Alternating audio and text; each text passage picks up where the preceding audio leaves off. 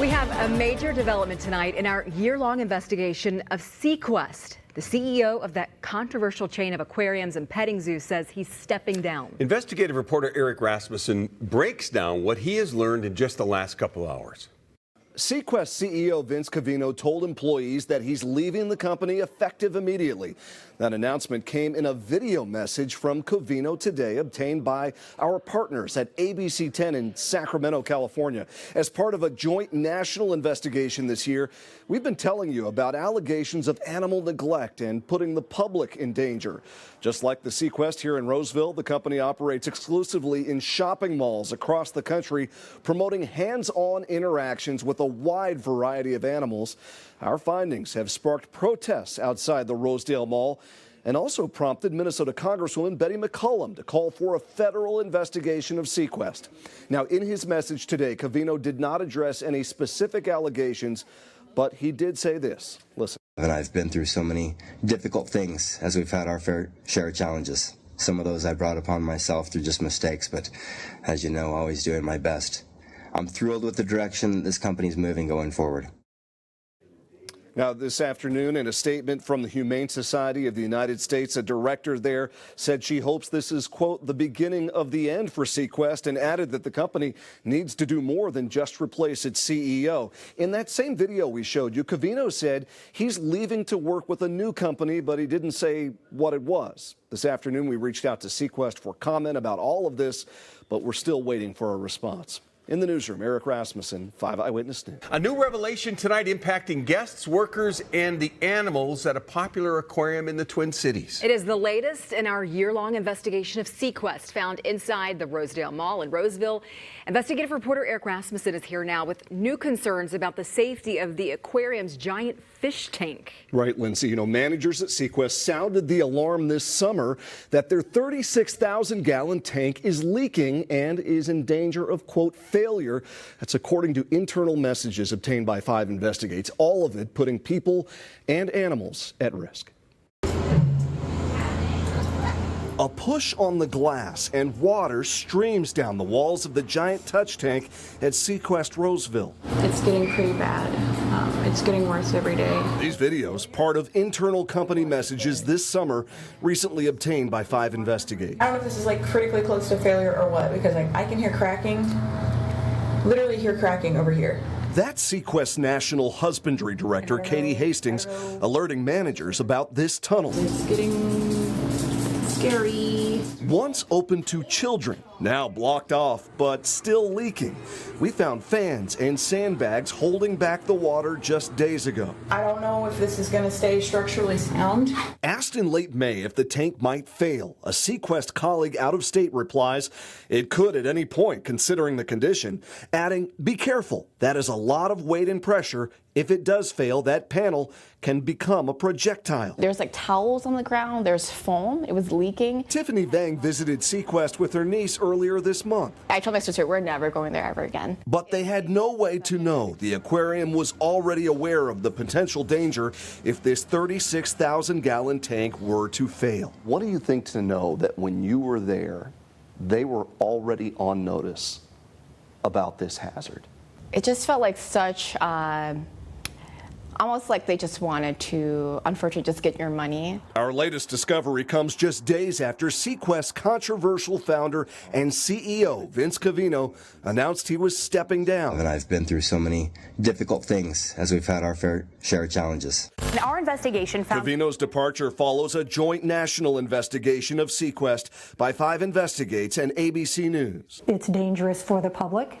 It's dangerous for the animals. We uncovered allegations of animal neglect, cutting corners, and putting the public in danger. It's catching fire and people are outraged, rightfully so. Ashley Riddle is co-president of the Animal Rights Coalition. The group's TikTok video about the leak in July has already received more than 240,000 views. It seems like a no-brainer. Fix it while you can before disaster strikes. This inspection report from OSHA in Minnesota noted underwater tunnel seam leaks more than a year ago. At that time, adding, will not cause a safety concern. 18 months later, it's a conclusion that is now in doubt, according to the words of SeaQuest's own employees, including comments like this one, whether she meant it or not. If I die, tell my son I love him. But can you see this water? It hold on. It starts spurting out. We, of course, reached out to SeaQuest and the Rosedale Center Mall to ask what's being done about the leak, but as of now, we're still waiting for a response. Multiple sources tell me the U.S. Department of Agriculture conducted an inspection at the beginning of this month, but any findings from that visit have not yet been made public. Anyone else have the authority to do something about this? Now, we have the same question, Kevin. We recently learned the city of Roseville code enforcement received a complaint about this same leak 2 years ago, but just today they tell me they determined the tank itself is not covered by the state building code. So, of course, we'll keep following up. Yeah, as you have been doing. Oh, my.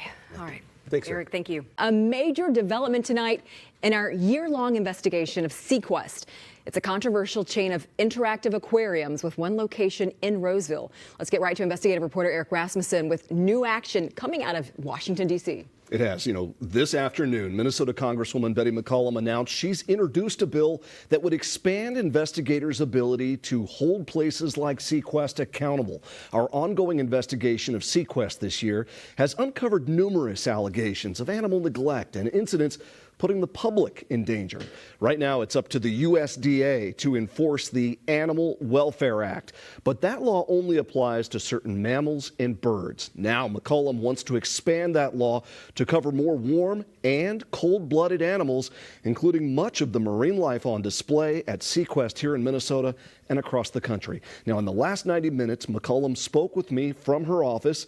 She said it was our reporting, along with ABC News, that prompted her to take this action, which will also include steps to address funding issues within the division at the USDA that inspects places such as SeaQuest. So one of my jobs is going to be to make sure that we have the money to do these inspections and to hold these companies accountable. And when called for, shut them down.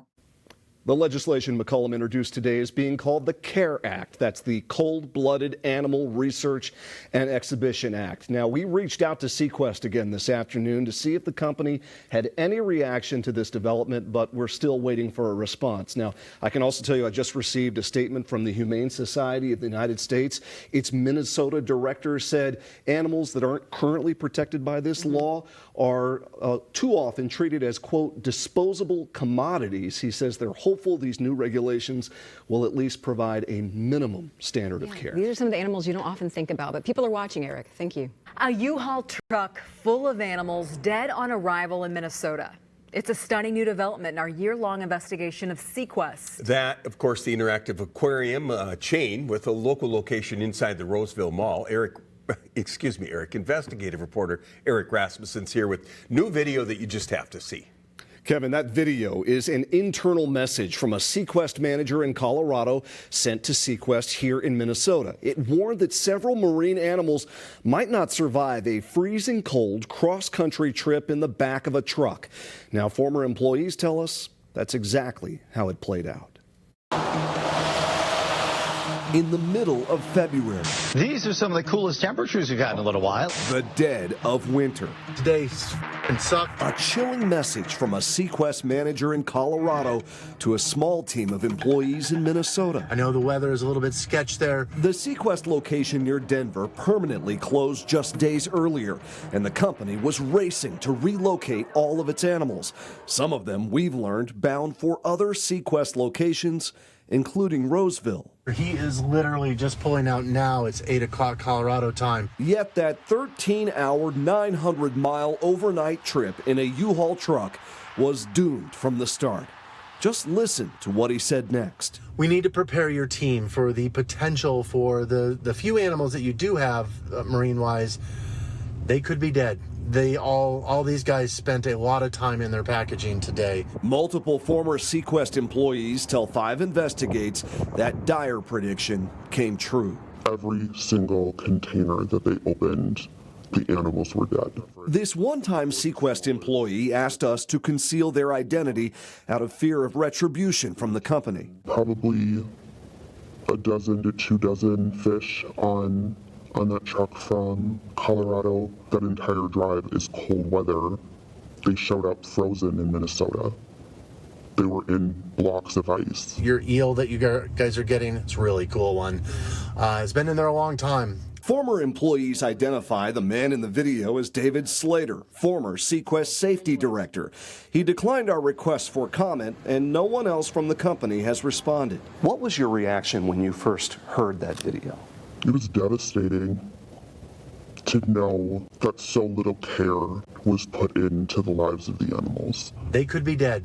The incident here, remarkably similar to another now at the center of a local police investigation of SeaQuest Fort Worth in Texas. So we just got the shipment open.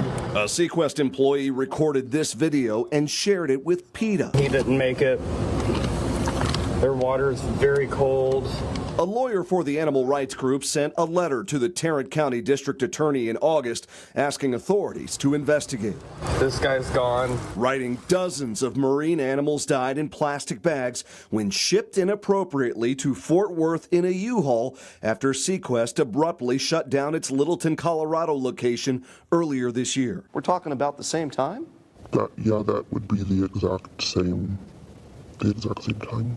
What do you think that this is now on the radar of authorities?